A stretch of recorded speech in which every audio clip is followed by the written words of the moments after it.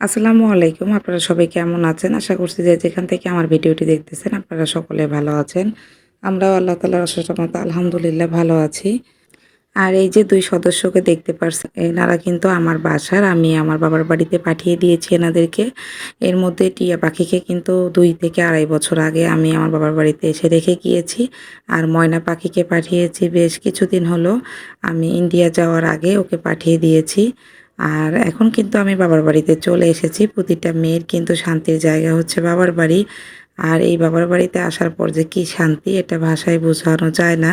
আর এই বাবার বাড়ি যেমনই হোক না কেন, টিনের বাড়ি, ইটের বাড়ি, দালান বাড়ি যাই হোক না কেন, এর মতো শান্তি তো কোথাও নেই। এখানে ছোটবেলার কত স্মৃতি জড়িয়ে আছে। সেই ছোট্ট থেকে আস্তে আস্তে বড় হওয়া কতই না স্মৃতি, কত কিছুই না মনে পড়ে। আর এই বাবার বাড়িতে আসতে গেলে এখন কত অনুমতি নিতে হয়, নিয়ে এরপর মেহমানের মতো এসে চলে যাই। আসলে কেন এই নিয়ম কানুন? আর যে বাড়িতে ছোট থেকে বড় হলাম এখন সে বাড়ির আমরা মেহমান। এই তো মেহমান হয়ে এসেছি, ২ থেকে ৪ দিন থাকবো, এরপর চলে যাব। তো পুরা ১ বছর পার হয়ে গিয়েছে বাবার বাড়ি এসেছিলাম, এরপর আবারও আসলাম। তো আমার আম্মু কিন্তু অনেক ব্যস্ত রান্নাবান্না নিয়ে। একদিকে লাকড়ির চুলায় রান্নাবান্না করতেছে, আরেক দিক দিয়ে গ্যাসে রান্না করতেছে। তো অনেক তাড়াহুড়ার মাঝে রান্নাবান্না করতেছিল। আমিও একটু একটু করে ভিডিও করেছি। তো আমার আম্মু কিন্তু ক্যামেরার সামনে আসতে চায় না। এর ফলে আমি খুব বেশি ভিডিও করতে পারিনি। একটু করে ভিডিও করে রেখেছি। আর এই তো অনেকদিন পর মায়ের হাতের রান্না খাবো। এই রান্নাগুলো যে কি মজা কি বলবো। নিজেরা তো অনেক রান্না করে খাই। তারপরেও মায়ের এই রান্নাগুলোকে অনেক মিস করি। তো আজকে সেই রান্নাগুলো খাবো। আমার কাছে কিন্তু অনেক ভালো লাগতেছে। আর আমার আম্মু কিন্তু আমার পছন্দের রান্নাগুলোই করতেছে। এই নদীর মাছগুলো আমি খেতে অনেক বেশি পছন্দ করি। আর এদিক থেকে দেখেন আমাদের বাসায় কত গোলাপ ফুলের গাছ। আমার এই ছোট্ট বোনটা শ্বশুরবাড়িতে চলে গিয়েছে। ওর হাতে লাগানো অনেক গাছই রয়েছে। ও ফুলকে অনেক বেশি পছন্দ করে। অনেক ফুল গাছ লাগিয়েছিল। কিন্তু ও আর এখন আমাদের বাড়িতে নেই। সেই ছোট্ট বোনটা আস্তে আস্তে বড় হয়ে এখন ও শ্বশুরবাড়িতে চলে গিয়েছে। বোনটাকে অনেক বেশি মিস করি।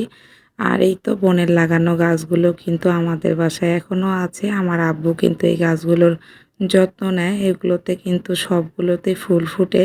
আর যখন সবগুলোতে ফুল ফুটে দেখতে অনেক সুন্দর লাগে। তো আমিও কিন্তু ছাদে এসেছি, একটু করে ভিডিও করতেছি। তো বেশি ভিডিও করতে পারিনি, কেননা অনেকদিন পর আমি বাড়িতে এসেছি। আর আম্মুর সঙ্গে বসে বসে গল্প করতেই আমার সময় চলে যাচ্ছে।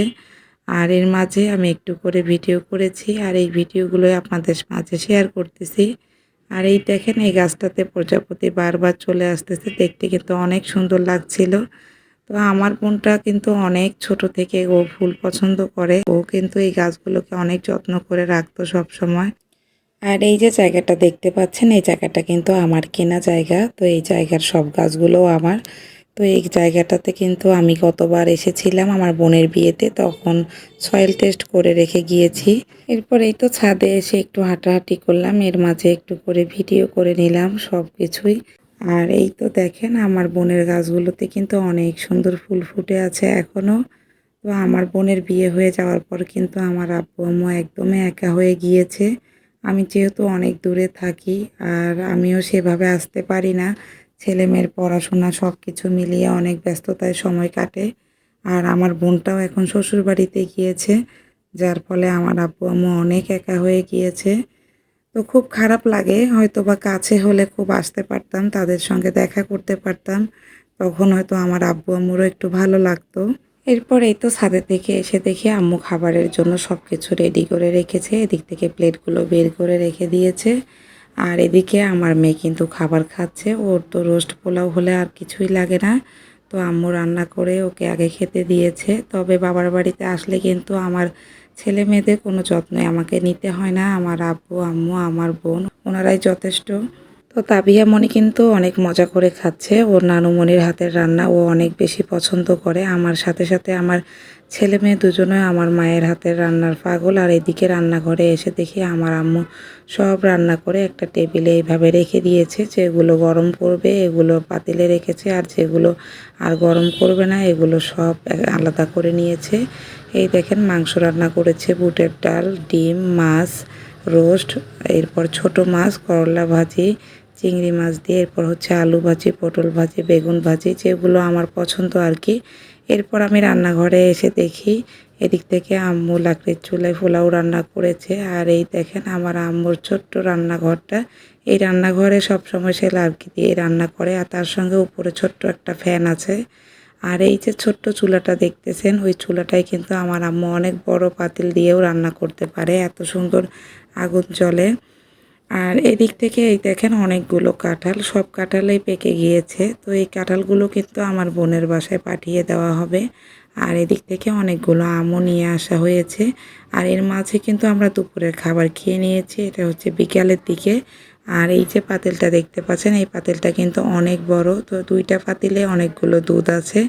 তো এই দুধ, আম, কাঁঠাল, তার সাথে কিছু মুড়ি, এই যে 1 বস্তা মুড়ি, এগুলো আমার বোনের শ্বশুরবাড়িতে পাঠানো হবে। তো আজ এ পর্যন্তই, সবাই ভালো থাকবেন। আল্লাহ হাফেজ, আসসালামু আলাইকুম।